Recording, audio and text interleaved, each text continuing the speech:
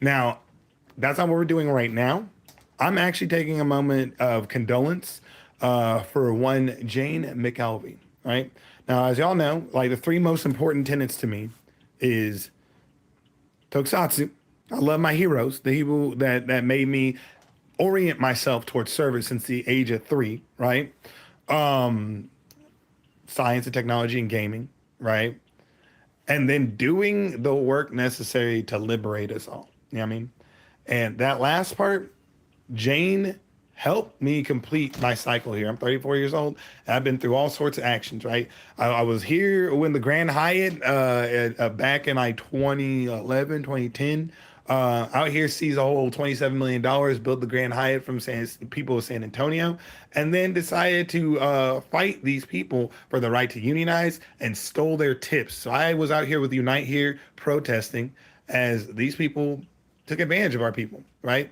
So Jane McAlevey wrote a book. I'm going to show y'all this book right here. I hate the mirroring of this, but No Shortcuts, Organizing for Power in the New Gilded Age, right? And Jane knew and believed in us, the power of us, but did not like the establishment of constant respectability politics. Okay, yeah, my phone just hit me with I can't rotate. I'm so sorry.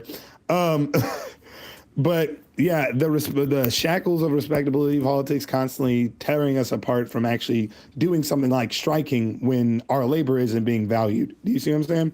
So I want to take a time here with y'all and read some of this chapter, chapter 4, the chapter that changed my life and put perspective in what I was doing when I started working for the San Antonio Teachers Alliance. So this is a formal and casual, but not meant to be like an invective call out to the organizations I worked for previously, right?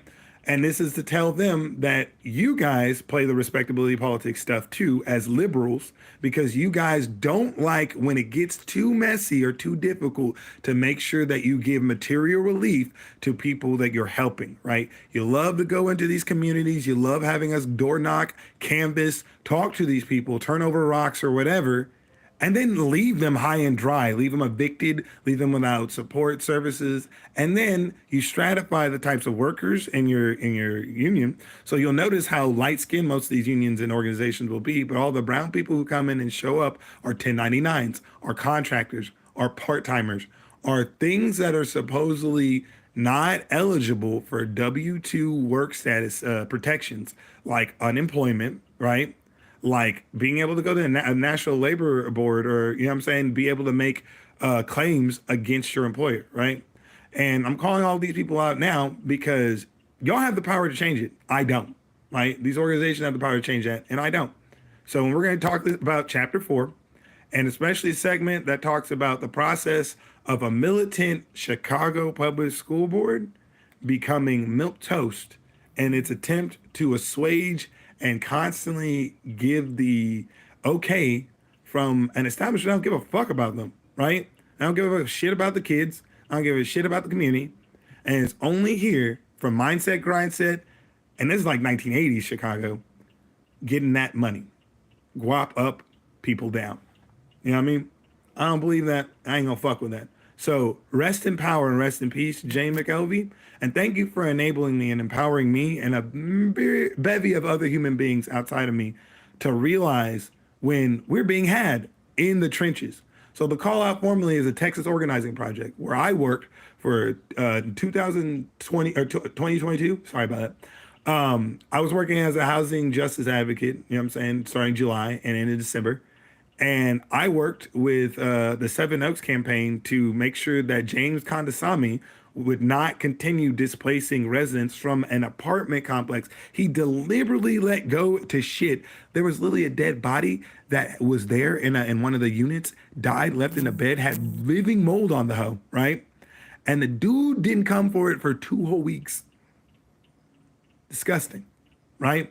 So I worked with the Texas Organizing Project for that amount of time, and I saw them turn me and a one Ashton Condell to part-time workers. They had just unionized, by the way. Let me put that out there. All the full-time workers unionized. You know, the thing that the organization it's kind of weird when an organization that's about worker solidarity and all that stuff has to have a union within it. And it's even weirder when they create a subclass of worker called part-time worker that doesn't get the same benefits or contract renewals or negotiation levity that the full-time workers do. So they have me on contract till December 2022 until I start working for the San Antonio Teachers Alliance. Wonderful organization full of wonderful people. Except you'll notice in these spaces in the San Antonio Teachers Alliance or whatever, how little faces look like mine and how many skin tones don't match me, right? When I was working with the San Antonio Teachers Alliance, again, wonderful people, my biggest criticism was I'd be going to car lines, I'd be talking to other parents, I'd be talking to other people, shaking hands, getting to know people. And these people are afraid of the material conditions that they're about to endure and lose, right? We have school deserts where, like, for another 3 to 4 miles in areas after their school in that area closed, they ain't got no public school, right? And now all the only options moving in, like vultures to carrion, are for-profit charter schools or private public charter schools. You know what I mean? So, San Antonio Teachers Alliance, we get back to that point.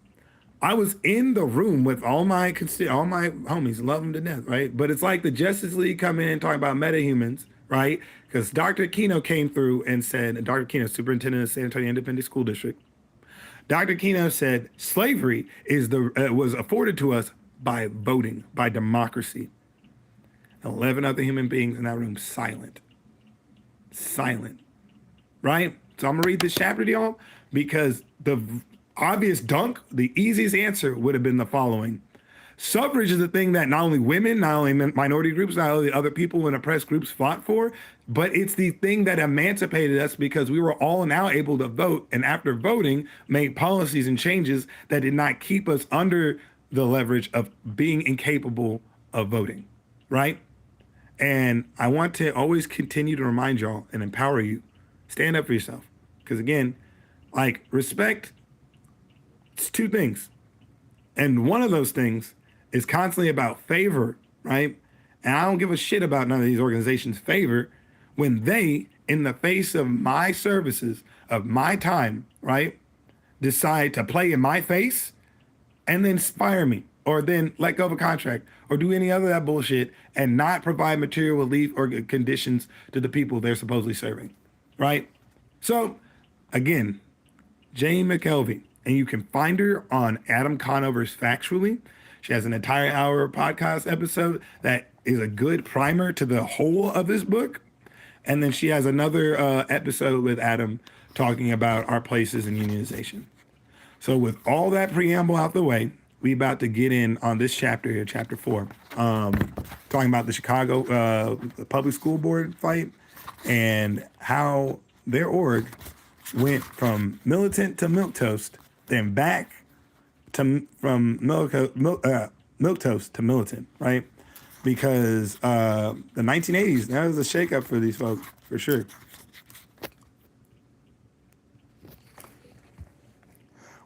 Look at that. Man, this is such a good book, though.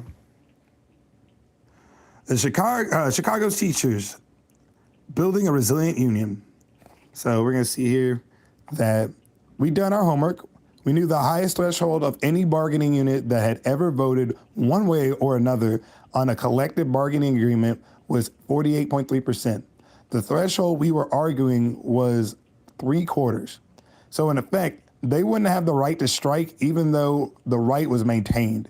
And so in the end game, CTU leadership took the deal, misunderstanding, and probably not knowing the statistics about their voting history.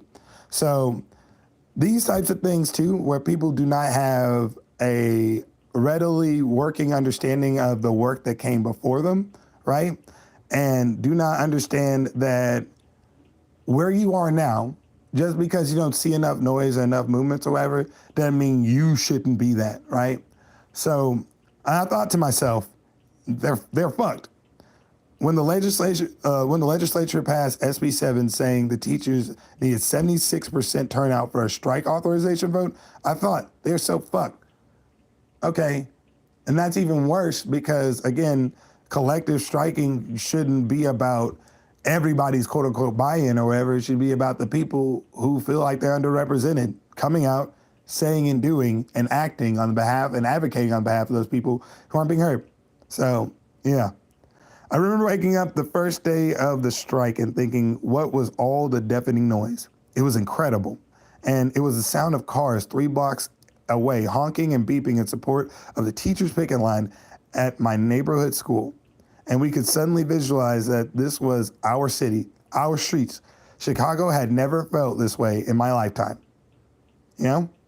So I'm here in San Antonio, and I'm wishing for the same. On September 10th, 2012, Chicago's teachers walked off the job in the largest strike in the new millennium, against the backdrop of well-funded effort at the national and local level to demonize teachers and their unions as authors of the ills of public education. The union enjoyed unprecedented backing from parents, students, and the broader Chicago community.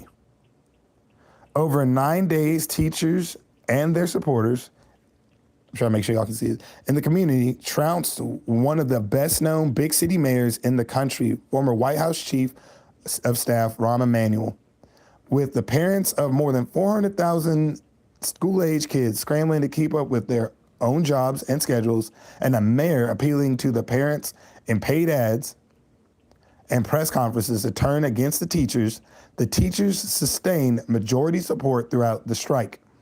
Not only that, 2 years later, two major polls found that the head of Chicago Teachers Union was significantly more popular than the mayor. U.S. unions have all but abandoned the strike. So what explains the popularity of the strike with teachers, parents, and the broader public? Does the success of teacher strikes during a period considered hostile to all workers and brutal to teachers and public service employees suggest that U.S. workers could effectively use the strike weapon? What lessons can be drawn from the example of the Chicago's Teachers Union? All right, so very clearly, you know what I'm saying, again, a lot of people feel underwhelmed about the support they have and overwhelmed with the amount of forces that are telling them now to not move, right? And I tell you now, every bit you move a little bit forward, you're going to bring at least one person with you, right? Advocating, protesting, being here, the myriad of wonderful human beings I've met in my time doing not just this type of stuff, but Anime at the Alamo and other free community events, my goal and pursuit has always been to make sure people know there's a place for them. And every step you take forward, you empower others to know there is a place for them somewhere in this struggle. And it's because of the lack of space the incredulous system around them affords them. You know what I mean? As Francis Fox Piven and Richard Cloward had found through their own analysis, the abilities of workers to withdraw their cooperation from the interdependent relationships of power is, in part, contingent on workers understanding their contribution to the interdependent power equation. Okay, and I said this on my IG too, so we're gonna go through this as well. You have to realize, you have to know, like I worked at Whataburger, right? And this is my analogy. I worked at Whataburger when I was 17, 18, right before I was houseless. I remember one time, peak A and B line, we could pump out about 35 burgers. Each Whataburger number one starting at $5. So a single burger between $5 to $8, right? And in the 3 minutes and 30 seconds it takes to cook the top side of a patty, and then 2 minutes and 30 seconds it takes to cook the bottom, we get pumped out within about that 10 minutes of cycle, right? 35 burgers. So the math on 35 burgers at $5, you know what I'm saying, roughly over $200, right? I'm not getting $200 for that hour. I was getting $8.25. You know what I mean? So I want y'all to realize that if you, as an individual, don't work, you're so important, right, to the bottom level product that they give you, that they will either put you in contractor status and have you rotate so you don't have a chance to organize or realize that value, or they will lock you in that role and will make sure that you cannot be promoted out of that role. You on the bottom tier, You on the floor level of this jack stand are the base of this pyramid, right? And us not realizing the contributions that we have, right?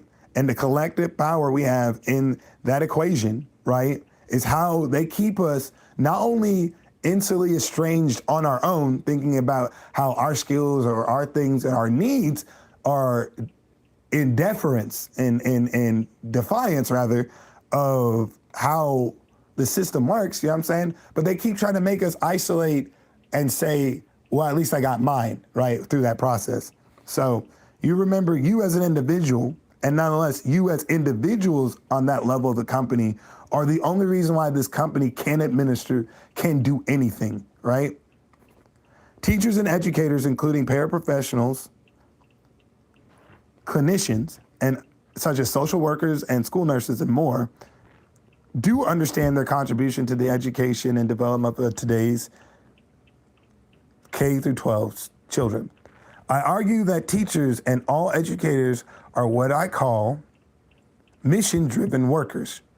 Surely their labor for a material reward, or surely they labor for a material reward that enables them and their families to pay the bills. But they also labor for they also labor for something deeply purposeful. Sorry, I have my glasses, so sometimes there we go. They are called to their labor. Enabling mission-driven workers to strike requires a very particular set of circumstances, a special context, because mission-driven workers understand those they are called to serve, in the case of teachers, America's children, teens, and young adults. So you see what I'm saying? And you can love the shit out your job. I don't care if you're a mechanic. I don't care if you're a nurse. I don't care if you're a phlebotomist. I don't care if you're a person that has to clean up the poop on via transit. You know what I'm saying? You are just as, if not more important, the administrative class taking six figures, right, from you, telling you that you should not be able to move up. You are just as valuable. Because again, you're so valuable, if you left, they have to replace you, right? And it's the fact that they have to replace you. The mandate is you are required to be replaced, and therefore you yourself are technically irreplaceable, right? Yes, they can find someone else in your slot to do akin to what you're doing, but what if they suck, right? They'll be basing standards and they'll be building things on job performances that you last rendered to them, right? And again, as I said earlier, they will isolate you and they will keep you entrenched in the job and position you're in, right? Because you're so essential, they can't do without you. Because you showing up working 12-hour days. Because you are showing up and making weekends happen. Do you see what I'm saying? Okay. When Chicago's teachers and educators went on strike, the strike authorization was 23,780 in favor of the strike to the 482 against. That's crazy. That's awesome. Out of a total universe of 26,502 union members. Of the most dominant themes arising in my interviews and with rank and file teachers, leaders, was their disbelief after 25 years of never having been on strike. So again, we're afraid of our own power, right? But we shouldn't be. We should use it and lean into it to better allow us, because again, some of us are driven by the mission, right? We should allow that to say, at no fault of our own and under no circumstance should we allow y'all to underfund or undervalue the crucial work we do in this community.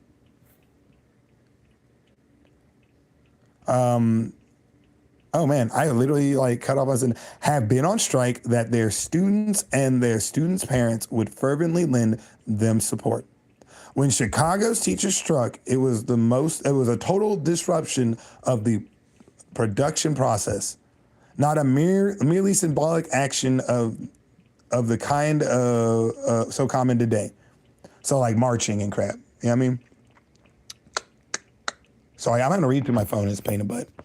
Uh, the strike impacted over 400,000 people and 180,000 households, stalled traffic for days, and put an end to business as usual. It was a massive exercise of power.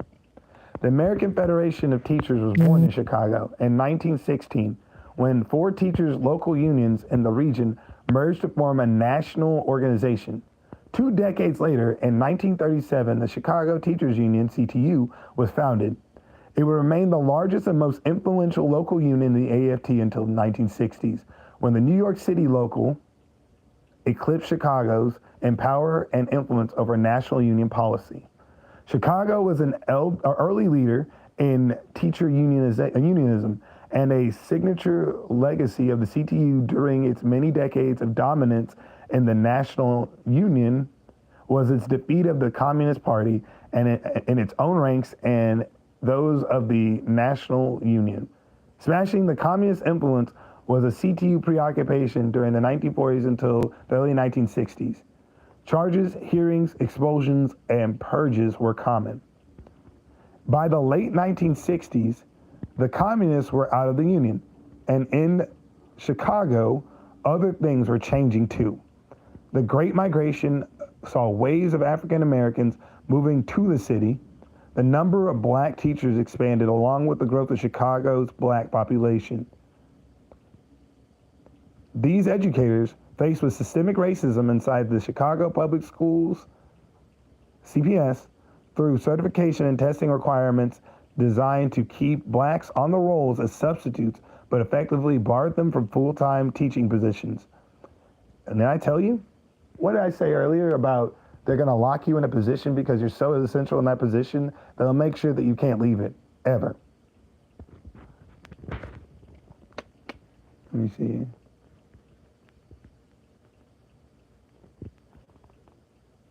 There we go, sorry.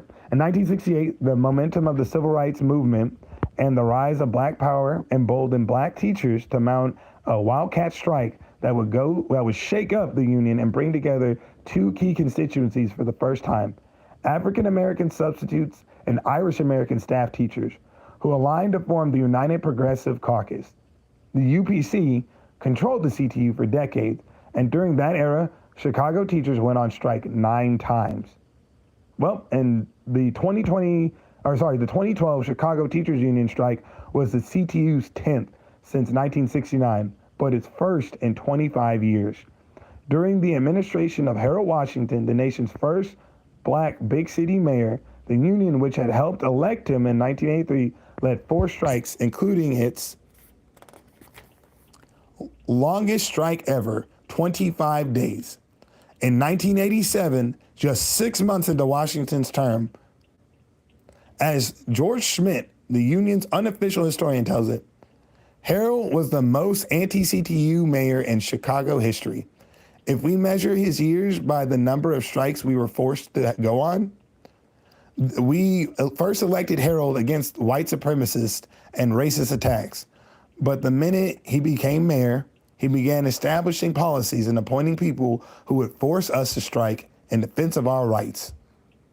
These teachers' unions had endorsed Washington, but as is common today, this endorsement was not a guarantee of friendly labor relations between educators and his administration, right? So every single time you think, you believe in any capacity, right, that you playing respectability politics, you cozying up to a system or an organization that is actually targeting down towards all the people they believe need advocacy, right? That respectability, that respect, those are shackles, those are chains, right? Because they will sit there and act that fealty, that respect, that whatever towards you was something ephemeral and not based on how good you make them feel when they're trying to supposedly save you. You know what I mean? So my phone is actually dying and I'm at the punctuate it here, but I want to continue this. So let's go on tomorrow and I'll pick up from this section right here. But you can catch me later on this evening, 7 p.m. CST, where we're going to watch some tokusatsu. We're going to watch some grown-ups and spandex. watching Power Rangers. I don't care. We spent like an hour hanging out and just bar for bar talking about our favorite grown-ups in spandex, rubber suit monsters, and the techniques and everything about it. But I want y'all to know, in everything I do, I love you, and I want you to flourish. I want the best for you and the world around you, and since I was a child, served my whole life to do so, right? So in anything you've seen, anything you will ever see of me, think like you, I am a Henshin hero, and I just want the best. So I'm about to go skate now, and I love y'all. Later.